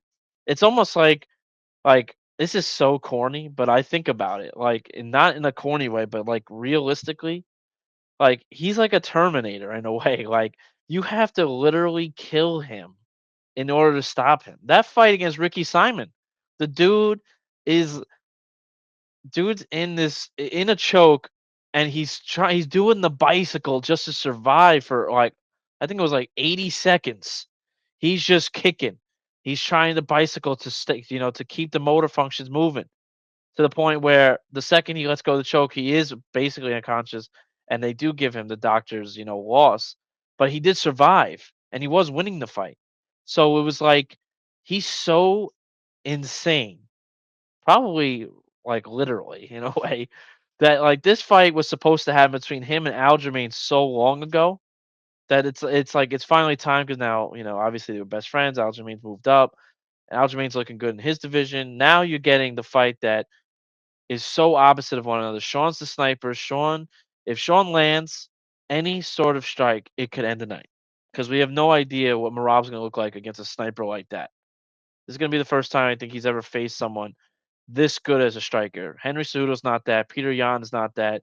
Marlon Moraes ain't that. Jose Aldo wasn't that at that point of his career. Like this is a real opposite sniper versus wrestler sort of matchup. But the thing is with Merav, same thing. If Sean can't snipe, then Merav will just toy with him all for 25 minutes. And Merav's got the cardio. It's not like, well, he can't keep it up. Yes, he can. He'll do it for 50 minutes without a problem. Like he can make Sean tire out with how much he's just toying with him. So it really does come down to if Sean connects, it's Sean's fight.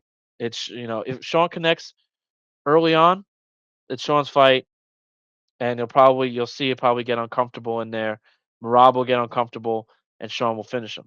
But it was literally until this morning I was picking Sean, but I have to pick Marab just because of how much his camp now has seen Sean with Aljamain fighting him, and with the fact that Marab has been lined up for a title fight, if not should have been a champion for what 3 years now. It almost feels like. This fight that Merav and Aljamain were supposed to have, people were picking Merav to win. That this is almost like, when Sean fought Aljamain, Aljamain fought Sean's fight. And the thing is with Sean O'Malley, as much as I love Sean O'Malley, I really do. I love the fact that he came in here and has become a champion when no one even believed he was. I still have to, in my heart of hearts, think Peter Yan won that fight. against Sean O'Malley. I don't care that people look back. Oh, Sean won in that moment. No, he didn't. And Peter Yan took Sean down 6 times. Peter Yan was better. Yeah, Sean O'Malley connected, I think, 2 really flush shots that cut him up bad. It was nasty, but I still thought Peter Yan won easily. The Aljamain fight we talked about, it was slow, but I felt that Aljamain just rushed in there and kind of forced Sean's fight. He was trying to be the stand up. He was trying to match Sean, and I think everyone picked Aljamain to win that because Aljamain is wrestling. But it was almost like Sean didn't deserve to be the number one contender. Then he got it, and you didn't think he really had a shot. But then Aljamain fought his fight. Sean wins the belt.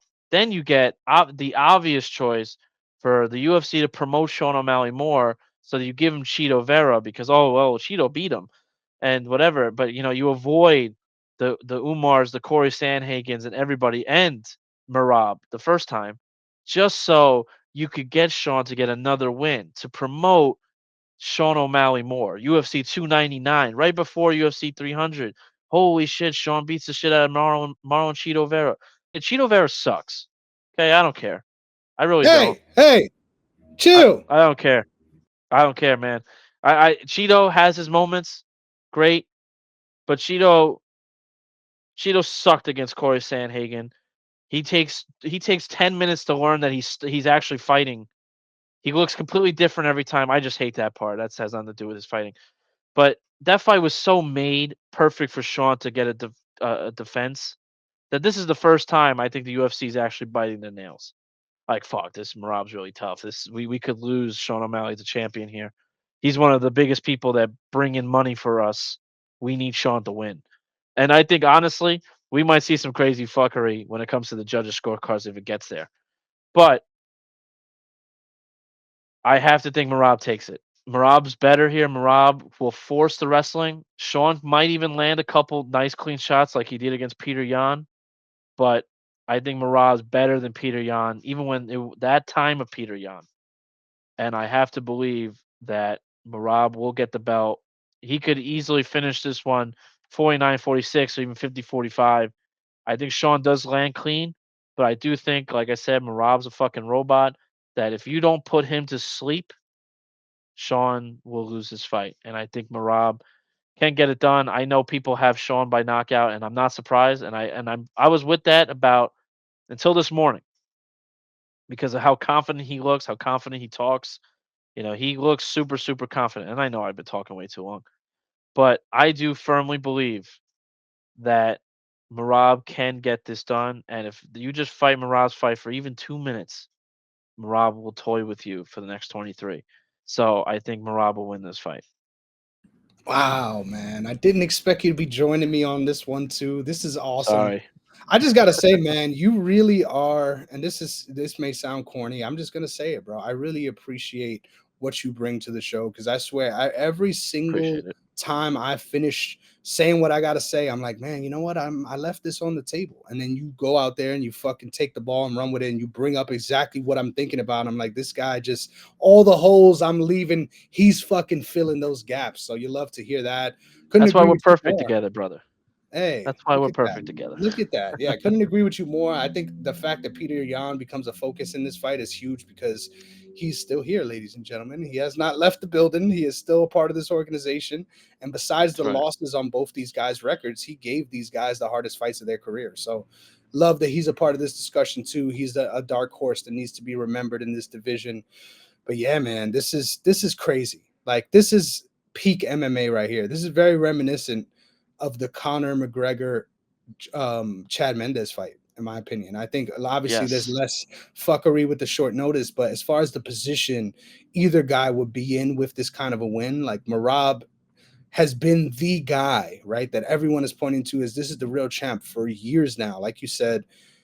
And Sean O'Malley is the guy that clearly everyone has vested interest in winning. So it's like, holy shit, man, if he can pull this off and stay an active fighter, like I think he can rival the star power that McGregor once brought. Now, obviously, there's a big lightning in the bottle that still needs to be captured here in order to get there, right? But I think he is the modern day star that the UFC needs because he is not the same kind of star as Conor, where it was like, let's put a spotlight on this guy. I think he is the kind of person that they just have to emphasize what he already is. Like he is already that, and let's just show everybody about it. I feel like Conor McGregor, to a certain extent, that was a whole rub, right? We got a world tour, we got all of this. I think Sean O'Malley reached similar levels without necessarily the same backing of the UFC. I get that this strategic matchmaking part of it, he got that backing. But as far as like organically promoting him and putting him out there to X people, I think he's done more of that on his own than the UFC has done. And they sort of held up a mirror to guys like that, right? Where, oh, you showing that you are X, Y, and Z. Well, let's tell everybody else about that. And I think that's why he's such a big star, because he's being himself and he's navigating these waters as well. So with the win here, dude, like the rocket ship is gone. Like he might end up fighting fucking Ryan Garcia next if he wins this one, similar Yeah. to fucking Conor McGregor. But all things considered here, though, I love that we're both going Merav, because man, Merav deserves some fucking flowers. And I think even if he loses here, it'll be disrespectful the way he's remembered if he loses here, like Jose Aldo, because everyone's just going to be like, oh man, this guy sucked. Like, oh, you talked about how good he was, but he really sucked. And I think he's a generational talent, all jokes aside. Like, I don't think there is anyone in the sport like Merav. And you could argue the same about Sean, man. This is a special fight. But go ahead, Sean. Why don't you take us home? Well, I was gonna say, you know what I think? I think Sean O'Malley was going to become one of the faces of this sport until I think Alex Pereira came around. Because even when Sean O'Malley beat Peter Yan that night, quote unquote, I think there was no real face of the UFC yet. Like obviously, we have the Islam Makashevs and stuff like that, but I felt like there hasn't been a real face to the UFC that everyone looks forward to seeing, like how Conor McGregor was. Like everyone can hate on Conor McGregor, but the second Conor says anything on Twitter, everyone says or reacts to it. If Conor says he's coming back, everyone reacts to it. So Conor is one of the legends of this sport. I don't care what anybody says. I'm not a Conor diehard fan, but I'm a Conor fan, and I hope to see him in early 2025 until he pulls out or something happens and it doesn't actually happen. But just the thought of him coming back is exciting for me. And then Alex Pereira came in, he completed the story. The guy who, Adesanya talked about, the guy who's going to talk about Bar who beat me that one time, blah blah blah. He literally filled the revenge tour, won, went to another division, and is now, a two-time defending champ. I think he's won four times in the division. And now is the face. Everybody loves him. But I also think that this UFC is now in this position where they like building guys up to become champion. But this is weird. This is a weird. This is just me being on the full like speculation tour. But I do firmly believe that they love dethroning champions now. And if not in a way that if Sean O'Malley loses, you get Merav, right? But then if you get Merav, it's kind of like Merav would be one of those champions you can't wait to dethrone. Just like Bilal Muhammad, just like Dricus du Plessis. These guys, like they're champions, but nobody wants them as champion. And Hmm. so it builds up the excitement of the division more instead of just having what we used to have in the Kamaru Usmans, the Adesanyas, and like we have with Islam and Khabib back then, with John Jones, who everyone wants to see lose now. Like now we're building the UFC to be that everyone coming up, you can't wait for them to dethrone the champion. And if Hmm. Marab wins, you just further build on that. While back then it was all about building these champions to be long term, and that everyone that came in immediately gets the throne. Now you see same thing with Ilya Taporia, Volkanovski, and Holloway. Everyone loved them. Ilya, everyone was kind of excited that Ilya won, but Ilya started becoming Connor, and now everyone can't wait for Ilya to fucking lose. Hmm. Same thing with Pantoja. I even though I like Pantoja, that people can't wait to see him beat Throne. It's just no one at flyweight yet that's fully ready to come in and take the belt. But it's just I feel like we're in that era now of one, fans love to hate, and just what the UFC is all about, where you have these champions that are there, but everyone just can't wait for them to lose. Hmm. Like in maybe Marab, or even if Umar comes in and beats Merav or Sean O'Malley next. Like, Ilia Topuria, Islam Makhachev. As much as people love Islam, they can't wait to see him lose. Bilal Muhammad, who nobody wants to see champion. Triscus, who nobody wants to see champion. And now we're even with John Jones, the greatest of all time. People just love Tom Aspinall so much that they just want to see Tom beat the shit out of John Jones. And I never thought I would ever see that, except for the DC lovers. But we're here now. It's like everyone loves the champion to lose. Even Raquel Pennington, nobody wants to see her as champion. That it's just like we're in this era now, and I could be, like I said, just totally in speculation mode. I just feel now that we're in this era of the UFC that we have these champions at the top, but these guys on the come up, we can't wait to see them overtake the throne. Wow. And I just got to say succinctly to move on, like the craziest part about this narrative too is this serves the UFC, right? If you have a big star, you have someone like a Conor that's on this rocket ship, in some ways it starts to force you to bend to their will, right? This model, right? Not that I'm saying it's by design. I think just the sport does it. Like, in all honesty, I really feel like the sport is just so chaotic and so crazy that it causes this revolving door, which makes people like John Jones, Demetrius Johnson, George St. Pierre. This makes these guys so special, right? When someone's able to sustain in this crazy ass game. But yeah, man, everything I love about MMA, like, I gotta say, man, you're a rare fucking soul, brother. There's not a lot of people. They don't build them like you, brother. To be able to get me hype about narratives, right? To get me hype about That's what I story do. here. This was awesome, and I think everyone is probably as fired up as I am after that fucking rant, because I'm ready to run through a wall. So why don't you tell them one more time before we get out of here where they can find you being hyped up? Oh yeah, look, we're not done at all. So yeah, hold off on that. Guys trying to get out of here. That's how you know it's been too long, brother. It's been too long. It is time, ladies and gentlemen, for my favorite part of the show, the part that somehow I always forget. We've got a Dynasty draft here, and I love that I got the first pick because Sean could start thinking about his 2 picks, because he got 2 picks he got to worry about here that are very difficult. But I love that you said you know who I'm picking, because God damn it, I don't even know who the fuck I'm picking. You're picking Norma. I'm here trying to decide which way I'm going. The women's MMA GOAT, should I go that way? Should I go? I don't know. There's a lot of different ways that I can fantasize here. One of them puts me in a lot worse position, but if I'm being honest, I like that one the best. But I'm not going to do it. I'm going to make a pick that you definitely aren't going to be expecting here at all. There we go. Give me Ronaldo Rodriguez with the first. Hey, all right. I like that. All right, so that's who I was going to take because I like his trajectory more. But this sucks in every fucking angle. I guess give me Norma, obviously. Give me Norma Dumont. Man. Now I'm not. You know why it's so tough? Because we've picked every fighter fucking already. It's like we're just left with the scraps. Like, and these aren't bad scraps. It's just you got to pick your poison. These are the meat and potatoes I was telling you about. And it's like, I picked Ignacio, but I'm not mad with picking Manuel Torres. I think the only person that we definitely know we're not taking is fucking Aoriqileng. I don't give a fuck his fucking name. The other guy that Rosas was supposed to take. So, stop Asian hate, ladies and gentlemen. You're literally down. You're down to 2 of the 3 guys. 3 guys, and two of them got to be picked. So it's like, fuck. All right, so my last pick.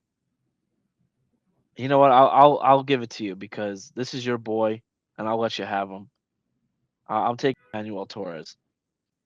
Fuck, man! I didn't want. I mean, either way, I was kind of forced to get a 1-1, right? Either way, I was definitely forced to get a 1-1. But damn, that's not the 1-1 I wanted. God damn it! I know. I saw the twitch in your eye when I mentioned Manuel Torres the first time. I was like, "That's who he's taking." Let me take that right from him real quick. This sucks. Yeah, I think that's your main strategy on this show, and it has clearly done some good things for you. Hey, it works. Yeah. Like, what do I think Chris is gonna do? Let me do that before he can, and then it'll Hey, work because out. you're the real guru here. So you Don't gotta say think in that, the bro. mind You're of beating a my guru. ass, brother. You took me out to the back with the switch. You made me pick the fucking switch, and now you're fucking me up with it. And then you have the nerve to try to humble me on this show. Oh, you're the reason. Yeah, fuck that. You gotta be humble sometimes. I don't know. It just happens. It's tough. It's tough. Honestly, I'm debating going fucking Irene Aldana here, bro. Fuck it. Give me Irene, bro. I'd rather There have you go. Aldana in Wow, what you would be don't a take favorable fucking. bounce back fight than It would taking be. Ode Osbourne here. Gots to. But we both picked him. That's crazy. Now we got another head to head too. Look at that. Yep, Look I'll at that. take We it. got another head to Very head down. excited. This is gonna be a very exciting card where we're both gonna be. One's gonna either be very upset or one's gonna be very happy at the end of the night. Where Yeah, I don't think there's a way we both come away happy this night. Like I think there's gonna be parity in this I'm just kind of dynasty hoping for game. breaking even. That's really it. There's so many guys fighting for both of us now. It's like Yeah. The whole we just have to roster. break Right? even. We have 18 out of 20 of the fighters, literally, It's if I'm crazy. not mistaken. It's crazy. It's Bro, crazy. this was fucking a blast. I hope you feel the same And way. we're It's just so getting great started.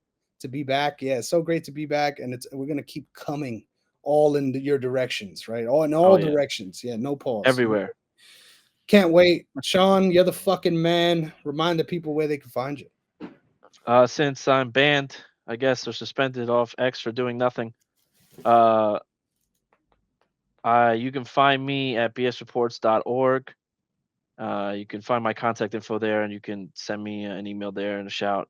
I also want to say, because we are recording this since we live in New York as well, and this is September 11th, I would love to obviously pay the respects to everyone, all families, and everyone we lost on that night 23 years ago, on that day 23 years ago. It Wow. is a horrendous tragedy, and it sucks that that it's that even happened, that we've even led to this point. It makes me upset every time I even watch the TV and they announce the names. There's a few people that I know or knew, Hmm. and it sucks, man. It's still, it doesn't get any easier with time, and it's not like I lost anyone super close to me, but still, it's a moment I love to think back and just be grateful for all those everyone in the fire department, police department, everyone who risked their lives that day and still do to this day. I Mm-hmm. thank you all, and I appreciate you more than I think you'll ever know. Man, that was beautifully said, and I gotta say too, a big part of the aftermath of this that people don't consider as well is all the people that lost their lives from cancer and exposure from being That's a right. part of this. I know a lot of people Good personally, point. first responders as well, that unfortunately paid that price because of what they did that day. But I'm sure if you told them, they would not regret that choice at all. Once again, Absolutely. just bravery and a coming together that you won't really understand if you weren't alive for it, right? I was 4 years old when this happened, and it's rare to say that I remember a lot from that age. I remember that day vividly. I remember being Me picked too. up. I remember a lot of that day, right? And seeing the smoke, all of that, like from right in front of my apartment, you're able to see, and that's how much perspective. I live a full borough away, and I was able to see that smoke from in front of my apartment building. So considering what kind of a big tragedy that is, I think it has in some ways kind of turned into a meme, which is really unfortunate, obviously, with all the Yeah. conspiracies and all the other stuff tied to it, regardless of where you land on those sides of the coin. The reality of what was lost that day should never be forgotten. So beautifully fucking said, Sean. With that, why don't you follow the brand at OTS Media Co. on all social media platforms where we continue to provide you just top-notch fucking content. Like honestly, sitting through this show, there's no one I'd rather have with me in this seat to talk MMA than you, brother. This was a Likewise, phenomenal brother. return to form, and it's only going to keep getting better from here. So make sure you're plugged in so you can keep getting our awesome shows in your ear holes. Thank you so much for showing all this love and support, man. OTS is roaring right now.